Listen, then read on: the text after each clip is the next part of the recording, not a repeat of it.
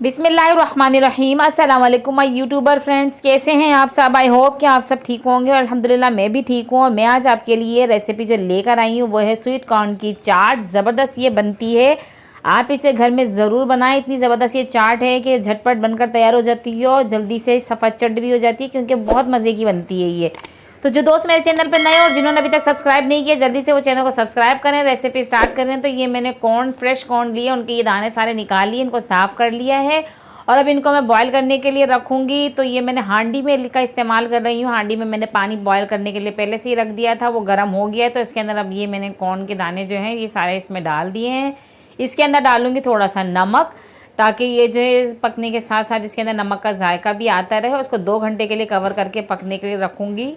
इतना हमने इनको गलाना है कि 2 घंटा इसमें लगेगा, क्योंकि ये ज़रा हार्ड होते हैं और गलने में भी टाइम लेते हैं। अब ये देखिए 2 घंटे के बाद इसका कलर भी थोड़ा सा डार्क हो गया है और ये इतने गल गए हैं कि ये इस तरीके से हाथ से प्रेस करने से इस तरीके से ये टूट रहे हैं। बिल्कुल बहुत ज़्यादा गले में ना हो, इतने गले में हो, क्योंकि जब ये मुंह में आते हैं और चबाए जाते हैं ना तो बहुत अच्छे लगते हैं जब चबाने में आते हैं। तो अब ये मैंने आधा चाय का चम्मच ऑलिव ऑयल लिया है, इसको पैन में डाला है और अब इसके साथ ये मैंने सारे जो कॉर्न के दाने हैं ये सारे मैंने इसके अंदर डाल दिए हैं और इसको थोड़ी देर के लिए इसके अंदर सेकूंगी, या फ्राई करना कहेंगे इसको हम। इसको अच्छी तरीके से सेकेंगे, इससे बहुत अच्छी सी खुशबू आएगी, क्योंकि जब ये ऑलिव ऑयल में फ्राई होगा ना तो बहुत अच्छा लगता है, बहुत अच्छी सी खुशबू आती है।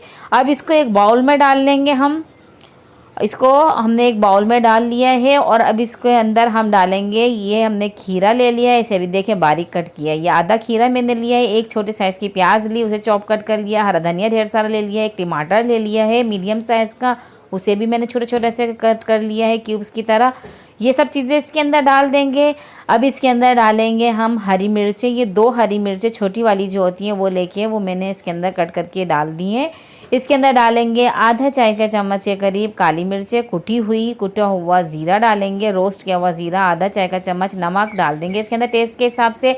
नमक ऑलरेडी पहले ही हम डाल चुके हैं इसके अंदर। और अब इसके अंदर हम डालेंगे कुटी हुई लाल मिर्चें आधा चाय का चम्मच और चाट मसाला भी आधा चाय का चम्मच ही जाएगा इसके अंदर। अब ये इसके अंदर डाल देंगे चिली सॉस 1 खाने का चम्मच।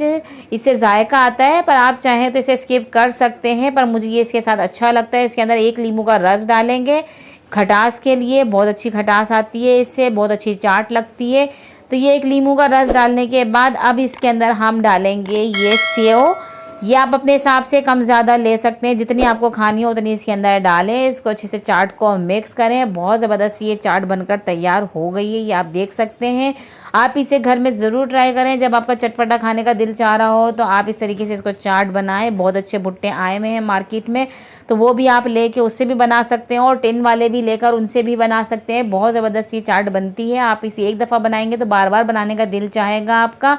और ऐसी ही इतनी मुंह का जायका भी चेंज हो जाता है। और इस तरीके की चीज़ें भी घर में बनानी चाहिए, ताकि घर वालों का भी मुंह का टेस्ट थोड़ा सा चेंज हो। जो चीज़ें बाहर उनको लेनी पड़ती हैं तो वो घर में ही पेट भर के जी भर के खा लेते हैं और अच्छी बन जाती है। घर में जो बनती है उसमें बरकत भी होती है। ऐसे ही अपने दस्तरखानों को सजाते रहें और मुझे नेक्स्ट वीडियो तक दीजिए इजाज़त। अल्लाह हाफिज़।